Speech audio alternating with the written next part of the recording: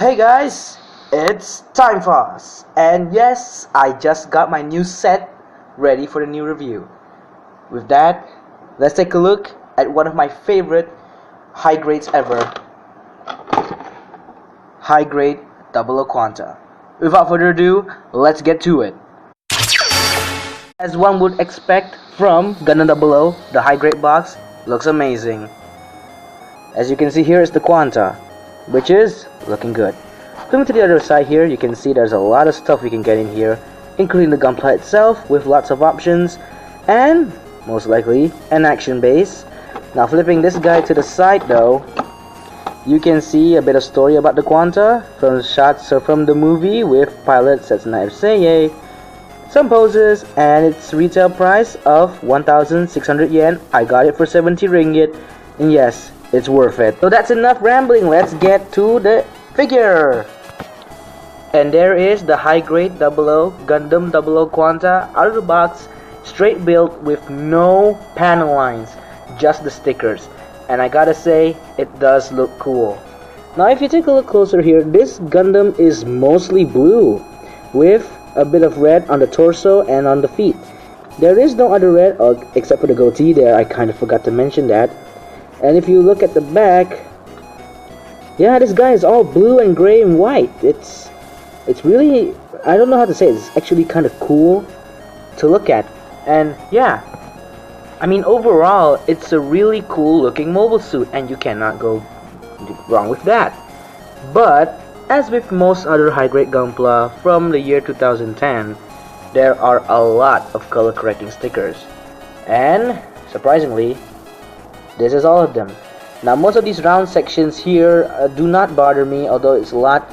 It actually goes under the clear plastic of these GN condensers. There's one there, there's one inside the chest, the sides of the ears, the one at the back of the GN drive, and of course these hands here. Now as you may see here, there are blue stickers here, and blue stickers do not look good. And fortunately, it is the case with here, because if you take a look at the head here, that right there is a sticker. Also, the back here is also a sticker. So no, these are not parts, they are just stickers. And you may have seen from the sticker sheet here that there is a white piece, and this white piece goes on the G and shield here. I think it's called a G and shield, maybe, I don't know. I'm not that familiar with Gundams at all because I'm just new into the hobby. And these big blue stickers here, they go on the weapons, and yeah, we'll talk about that when we talk about the accessories. So yeah, the stickers are out of here, but you don't get any dry transfer decals with this kit. It's basically just stickers. You don't get any decals, unlike the Gundam Double O Riser. Now with that out of the way, let's take a look at Poseability. Now first I'm going to talk about this big thing here. So it is connected to a polycap right there, and does swing outwards on that. It can swing here, and there is also another piece connected to a polycap which allows it to swing here and here. There is a lot of pieces of articulation, and there's a hinge here which lets it go up and down and also rotate. Now this thing here can open up at this point here. It can open up, it cannot swing, and there is a GN drive here, which is not as good as the real grade, but yeah, it is a thing. Now that I've covered this, it has a lot of things. You can move this anywhere around. I'm gonna take it off side and take a look at the main body. So let's work our way from the head down. So the head here is on a polycap, so it looks up that far, down that far. I think we do get a bit of chicken movement right there, and of course the full rotation at the head. Now the arms, they are connected on a swing out polycap, so they move outwards like that, and they can also rotate. They are connected on a hinge joint, so it moves outwards that much. Now unlike the other half, this shoulder has a hinge here which allows it to go outwards that much, although it's not the same degree.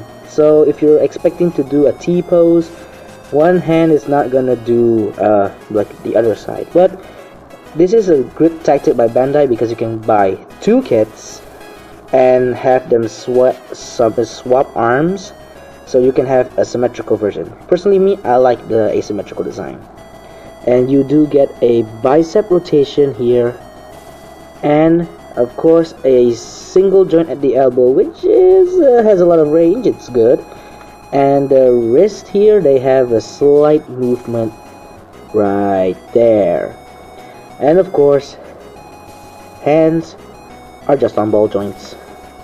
On this side, you may notice that it has an extra bit of armor, but that doesn't get away of the fantastic articulation at all. Now the waist here is so skinny, I know. It can move this much rotation. It's on a ball joint, so that means you can put some side to side. As for ab crunch, pretty decent. Arcing back, pretty good. Front skirts. I'm sorry, what front skirts? Well, technically this gun doesn't have any front skirts, but it does has this moving joint there. It's on a ball joint. And the side armor just came off. Since those side skirts really want attention, they can move up this much, and they can rotate a bit there. The back skirt, what back skirt? It's just this one piece. Now, with no front skirts, no back skirts, the legs can move up pretty far, and the front skirt can move out of the way for more leg rotation. So one at a time, let's do that, and it moves together. Now that's nice. Backwards, pretty nice. As for splits, let's see. Yeah, it's perfection. You do get a thigh swivel right there, and this flap here does move, and let's see how that affects the bend at the knee. Not at all. That's nice. And for the feet here, they're just a solid piece, but they move back this much, upwards this much, with a moving ankle armor, full rotation, and of course side to side. Now that's awesome. So yeah, when it comes to articulation, the 00 Quanta has no problems whatsoever. For accessories, you already saw that the Quanta comes with this, but he also comes with this. This is what we call the GN Sword 4.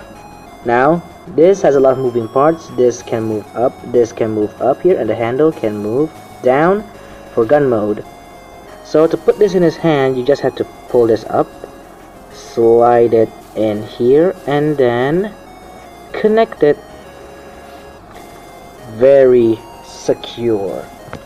And switching it to gun mode is not that hard. All you gotta do is pull out the blade and just rotate it and plug it back in, and you got yourself one of the most weirdest guns in all of Gundam. And while I'm at it, because the Quanta only comes with this sword apparently, there is one more thing that the manual does not tell you. So if you remove this here, this one of these blades, and just remove it from this part right here, which does not like to come off very often. Hold on. When you remove this part and this part right here, you can attach this to the hands, and what you end up with is actually two small daggers with clear blades. Now the manual does not tell you this, but I explored this myself, and they do somewhat not stay in there, but if you get it right, it does stand in there. And look, and these look cool. These small little daggers, they're just fun. Going back to the GN Sword 4, and if you remove these parts right here, you can have a lot more fun. Just remove this blade and replace it with this blade, and just like I said before, the blue sticker here is used for this section. But anyway, if you pop it in back here and put this back on like so, and if you follow the manual, you will be able to create this monster of weapon, the GN Buster gun. Or you can configure it and have the amazingly big GN Buster sword. And to further displays, you do get an open hand. But if for some reason you have a hard time posing the Quanta on the ground, don't worry, you do get a clear green action base with two options, one in a Superman pose and one in a straight up pose, both of which do look awesome. Last but not least, you can connect the two GN drives, that is one in the shield and one for the body, connect them, and you can have what is basically a back shield, and this looks pretty cool. As for size, this Gundam is, I could say, over the 5 inches, which is basically standard for high grades. With that being said, here he is next to the HGUC RX-78-2 Granddaddy Gundam Revive and first grade 1/144th scale Gundam Exia and the SDBB Senshi Force Impulse. So as you can see here, the Quanta is pretty standard size. And for some people's sakes, here it is next to Ultraman Ginga and of course the teeny tiny Lego Spider-Man. So that is it for the review. Now, what's the verdict? Well, let's start with negatives. The negative is, of course, stickers. Now, of course, being a 2010 high grade, the stickers is a bit understandable because they couldn't afford colored plastic, but these are areas that you can paint. Now, what's the positives? First of all, it's very poseable. You can pull off any pose with this thing. It is fantastic. Also, the colors, they do pop. Look at it. You basically have one of the most sleekest Gundams ever. It's basically a mix of the 00 Gundam and the Gundam Exia, which, by the way, does look sleek. And of course, the weapons. Of course, the weapons do look awesome, and they are in clear green, which is pretty awesome. Of course, clear green weapons do get sometimes a bit flimsy, a bit more fragile, but if you're careful, you may or may not break them. But aside from that, this kit is amazing. So, do I recommend this kit? Of course I recommend it. It's the high grade Quanta. Now sure, some of you may say, the real grade is better, it has better posability, it has better panel lines. Well, yes, that is true. But this high grade is simple, it's cheap, and it's posable in every way. So I do recommend this to, beginners and experts alike and veterans. Have fun with it, pose it, it's gonna look awesome. So, this thing does get the thumbs up. Anyway, this was Time Fos. Thank you for watching, subscribe for more videos, and I'll see you in the next review. Take care, guys.